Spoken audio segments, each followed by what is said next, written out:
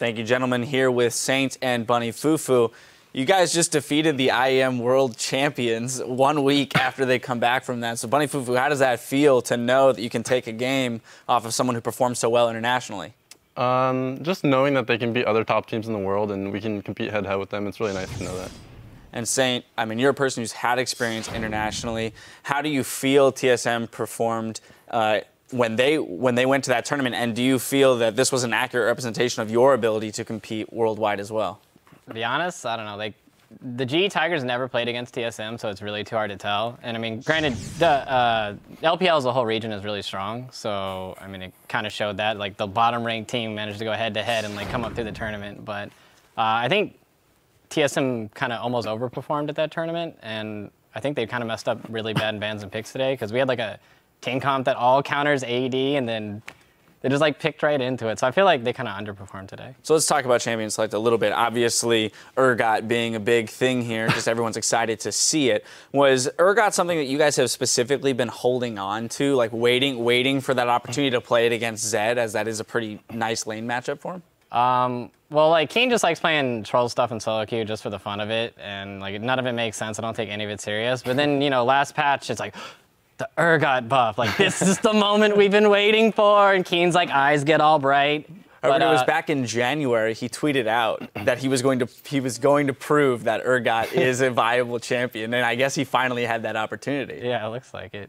Well, fantastic. I mean, and it seemed to pay off. Unfortunately, he actually did have that unfortunate 1v1 kill in the mid lane, and things looked like they were kind of tipping into TSM's favor there. Bunny Fufu, just team comp-wise, or comms-wise, you guys were able to kind of pull yourselves back into it through the mid game. What do you think you attribute that to? Just like on LCS stage, whatever, if someone makes a bad play, no one gets down, we just keep going forward and talk about what we have to do and stuff. So, and we knew we had the right comp to do it. So like, even when the score was 1-5, Keen was like, easy game, we won. They're all AD or something like that. So. I agree. The positivity there definitely helpful with the mindset and things like that. You know, as well with this new patch, you decided to take Nunu, which a little bit of criticism was thrown out immediately because of the fact that you had Urgot and Corki, and there was kind of this question around, well, where's the attack speed benefit, you know, really going to fall? But you guys didn't really seem to need that. So what purpose was Nunu serving then, if not so much for buffing a hyper carry? Well, Nunu's like, I'd say like 20% of Nunu's job is to buff hyper carry. Like, even Corki with Blade of the Ruined King, you W that, and that's hitting Mundo over and over again, you're going to kill him. And Urgot, he just stacks flat attack damage, and he has a ton of attack damage, but he has no attack speed to back it up. And since Zed's diving in on us, their whole comp's just diving at us, the attack range doesn't really matter. So if you have like a 480 Urgot that has, you know, really high attack speed, it's going to do some damage. But Nunu's main job is to act as like a buffer, like keep the fight split apart to where they can't come in. And he's really good at kiting melees like Rek'Sai and Mundo and Zed. So really good melee counter. Now, in this 5.5 jungle patch, how do you feel that's benefited you as a player? Do you feel like this plays more to your play style of having those tanky champions available to you? I actually don't really like tank jungles that much in like solo queue, but in competitive play, I think it's fantastic just because you actually have a role. It's like, I locked him up, get him, boys. But in solo queue, it's like, right, where's my team at? Right. I went in. Where are you guys? Yeah. Fantastic. Okay. You, Bunny Fufu, managed to, you know, we've mentioned time and time again how fantastic your Thresh is. And, you know, this time you pulled a ban, you pulled the Morgana ban here, leaving the Thresh open. You snagged that up. Talk to me a little bit about that.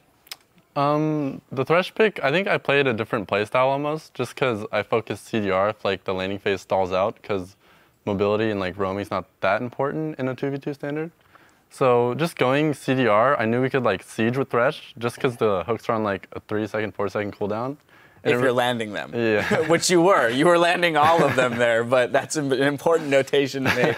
You got to have that cooldown to begin with.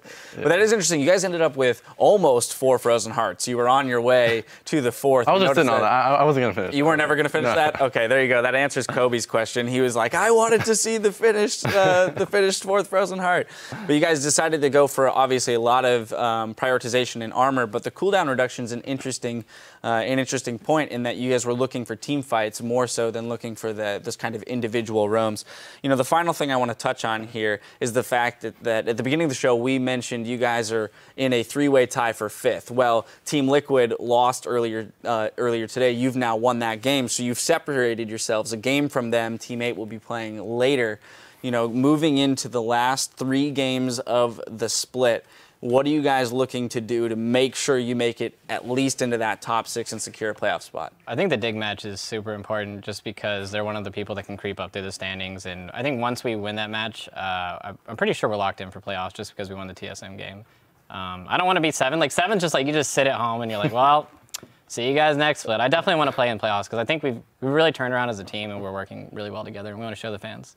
All right, fantastic. That's good to hear. Best of luck. Congratulations, first of all, again on this. You guys also now have that linear belt title that's been floating around the League of Legends community for years now. So just world champions, right? That's got to feel pretty good. Anyway, congratulations on that win. Best of luck in your game tomorrow. We are going to step away while CounterLogic Gaming load onto the stage to possibly claim a share of first place when they face off against Team Dignitas. And we'll be right back after this.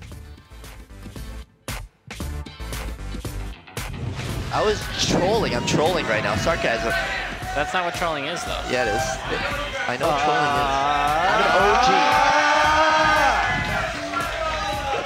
And Santorin quite low. Gravity's getting the fight they want. Wild Turtle right into the middle of the fight once again. Lulu slowed here. Lulu slowed here. Lulu slowed here. See her?